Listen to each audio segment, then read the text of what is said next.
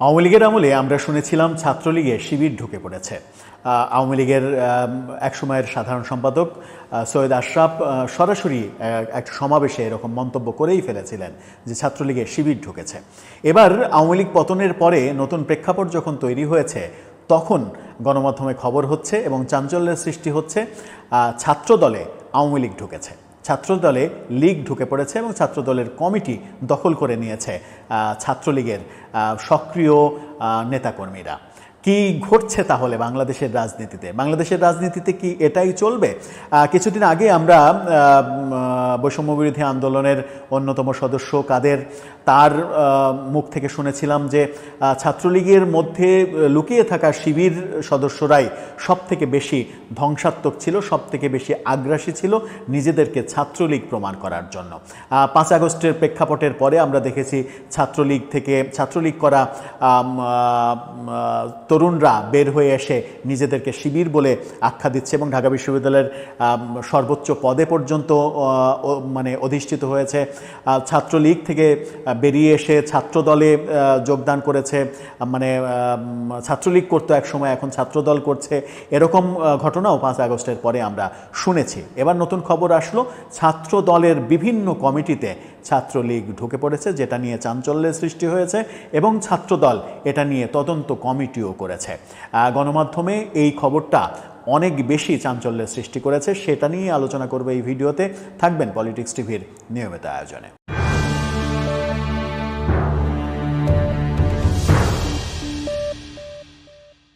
দর্শক, পলিটিক্স টিভির নিয়মিত ভিডিওগুলো স্পন্সর করছে প্রজাপতি.টিভি, নতুন ওটিটি প্ল্যাটফর্ম। আপনারা চাইলে ইউটিউবে, ফেসবুকে, ইনস্টাগ্রামে, টিকটকে দেখে নিতে পারেন। ডেসক্রিপশন বক্সে লিঙ্ক দেওয়া থাকবে, সেখান থেকেও আপনারা দেখে নিতে পারেন প্রজাপতির কার্যক্রম। চলে যাচ্ছি মূল ভিডিওতে। বলছিলাম এবার ছাত্রদলে ছাত্রলীগ ঢুকেছে এমন অভিযোগ উঠেছে, আগে ছাত্রলীগে শিবির ঢুকেছে এরকম অভিযোগ শুনেছে। তাহলে কি বাংলাদেশের রাজনীতি এভাবেই চলবে? বাংলাদেশে যারা রাজনীতি করতে চান কিংবা যারা রাজনীতি করেন তারা কি অল টাইম পাওয়ার পার্টি পলিটিক্স করতে চান? তারা সব সময় ক্ষমতায় থাকতে চান, এরকমটাই কি মনে হয়? আমার মনে হয় যে সারা দেশের রাজনৈতিক পরিস্থিতি যদি বিশ্লেষণ করা যায় তাহলে বাস্তবতা এটাই। বাস্তবতা কি? আমরা শেখ হাসিনা পতনের আগে পর্যন্ত কি দেখেছি?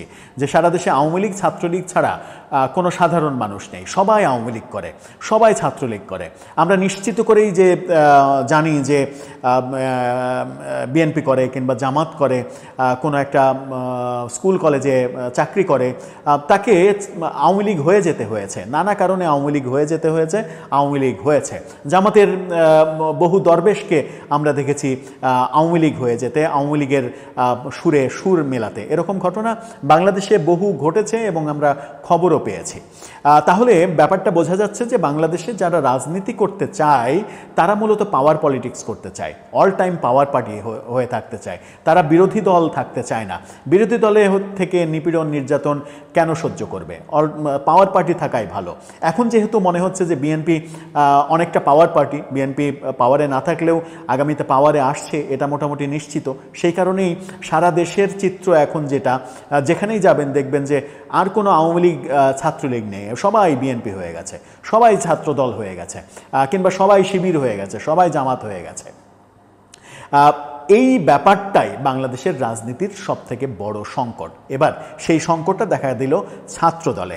শিরোনামটা দেখে নিতে পারেন, ঢাবি ছাত্রদলের হল কমিটিগুলোতে ছাত্রলীগ নেতাদের নাম তদন্তে কমিটি। সেখানে বলা হচ্ছে জাতীয়তাবাদী ছাত্রদলের ঢাকা বিশ্ববিদ্যালয় শাখা সম্প্রতি 18টি হলে নতুন আহ্বায়ক কমিটি ঘোষণা করেছে। মোট 593 জন শিক্ষার্থীর এই হল কমিটিগুলোতে ছাত্রলীগের অনেক নেতাকর্মীর নাম রয়েছে বলে অভিযোগ উঠেছে। কমিটি ঘোষণার পরপরই সামাজিক যোগাযোগ মাধ্যমে তুমুল বিতর্ক এবং বিতর্কের জেরে তদন্ত কমিটিও গঠন করেছে। গতকালকেই তদন্ত কমিটির ঘোষণা দেওয়া হয়েছে, ঘোষণা দেওয়া হয়েছে, তারপরে এরকম বিতর্ক শুরু হয়েছে, তারপরে তদন্ত কমিটি করা হয়েছে। ডক্টর মোহাম্মদ শহীদুল্লাহ হল শাখা ছাত্রদলের আহ্বায়ক পদ পাওয়া মোসাদ্দেক আল হক শান্ত আগে ছাত্রলীগের রাজনীতিতে সক্রিয় ছিলেন বলে অভিযোগ রয়েছে। একই রকমের অভিযোগ নতুন ঘোষিত ছাত্রদলের শামসুন নাহার হল কমিটির সিনিয়র যুগ্ম আহ্বায়ক পদ পাওয়া নিতু রানী সাহা। স্যার এফ রহমান হলে যুগ্ম আহ্বায়ক পদ পাওয়া সাখাওয়াত হোসেনের বিরুদ্ধেও একই অভিযোগ। বিভিন্ন সময় আওয়ামী লীগের রাজনীতিতে সক্রিয় থাকার অভিযোগ রয়েছে।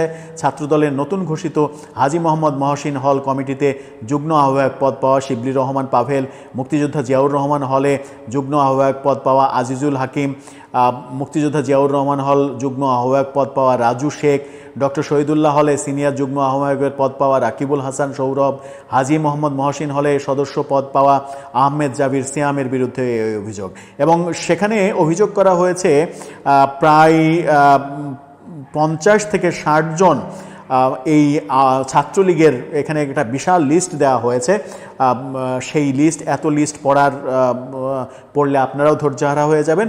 সেখানে 50-60 জনের লিস্ট দেওয়া হয়েছে, তাদের বিরুদ্ধে তারা ছাত্রলীগ করতেন, সেই অভিযোগ রয়েছে। দীর্ঘদিন ধরে ছাত্রদলের রাজনীতির সঙ্গে যুক্ত একাধিক নেতা অভিযোগ করেছেন, কমিটিতে ত্যাগীদের বাদ দিয়ে সভাপতি ও সাধারণ সম্পাদকের পছন্দের কর্মীদের গুরুত্বপূর্ণ পদ দেওয়া হয়েছে। তার মানে যে রাজনীতি আগে ছিল সেই রাজনীতি এখনও দেখা যাচ্ছে। এই অভিযোগগুলো এই অভিযোগগুলো ছাত্রলীগের সভাপতি সেক্রেটারির বিরুদ্ধে প্রচুর আমরা শুনেছি বিভিন্ন সময়ে ছাত্রলীগে, এবং সর্বশেষ যারা ছাত্রলীগের সভাপতি সাধারণ সম্পাদক ছিলেন সাদ্দাম, ইনানি সম্ভবত, হ্যাঁ ইনান, এই দুজন সভাপতি সাধারণ সম্পাদক ছিলেন। তার আগে যারা ছিলেন শোভন রাব্বানি, এদের সময়ে ভাই লীগ বানানোর প্রক্রিয়ায় নিজেদের খেয়াল খুশি মতো বিভিন্ন দলের থেকে, বিভিন্ন জায়গা থেকে ছেলেদের জোগাড় করে, মেয়েদের জোগাড় করে তাদের দল ভারী করার অভিযোগ কিন্তু বহুদিন আমরা শুনেছি আওয়ামী লীগের সময়। এবং তারা সারা দেশে ছাত্রলীগের যে কমিটি দিয়েছে সেই কমিটিগুলোও নানাভাবে বিতর্কিত হয়েছে, এবং টাকার বিনিময়ে কমিটি দেয়া, টাকার বিনিময়ে অন্য দল থেকে কমিটিতে ঢুকে পড়া, এই ঘটনাগুলো আমরা ছাত্রলীগের বেলায় সমালোচনা শুনেছি। এবার ছাত্রদলও একই পথে। তাহলে বাংলাদেশের রাজনীতির গতানুগতিক যে ধারা, সেই ধারা থেকে উন্নত পর্যায়ে আমরা যাব কিভাবে?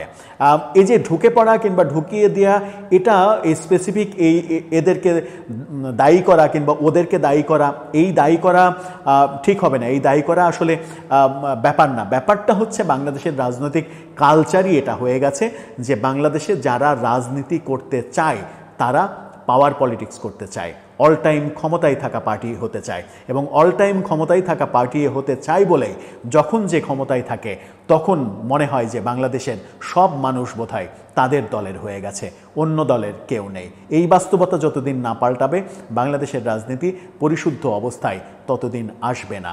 আমার মনে হয় যে নতুন রাজনৈতিক বন্দোবস্তের যে স্বপ্ন আমাদেরকে দেখানো হচ্ছে, সেই নতুন রাজনৈতিক বন্দোবস্ত যদি সত্যি করতে হয় তাহলে ছাত্র রাজনীতির মধ্যে অন্তত লেখাপড়াটা আনতে হবে, ছাত্র রাজনীতির মধ্যে চেন অফ কমান্ড আনতে হবে, ছাত্র রাজনীতির মধ্যে জেনে শুনে লেখাপড়া করে, সেই দলের আদর্শ বুঝে, আদর্শ সম্পর্কে লেখাপড়া করে, এবং একটা নির্দিষ্ট পরীক্ষার মাধ্যমে উত্তীর্ণ হয়ে যদি নেতা নির্বাচন কিংবা কর্মী নির্বাচনের প্রক্রিয়া রাজনৈতিক ছাত্র রাজনীতির দলগুলো করতে পারে, তাহলেই একটা পরিচ্ছন্ন ছাত্র সমাজ কিংবা ছাত্র রাজনীতি আমরা দেখতে পাবো। নতুবা ওই ভাই লীগ, বোন লীগ কিংবা ভাই দল, বোন দল, এরকমটাই আমরা দেখব, এর থেকে ব্যতিক্রম কিছু আমরা দেখব না। দর্শক, আপনার মতামত জানিয়ে লিখতে পারেন এ ব্যাপারে আমাদের কমেন্ট বক্সে।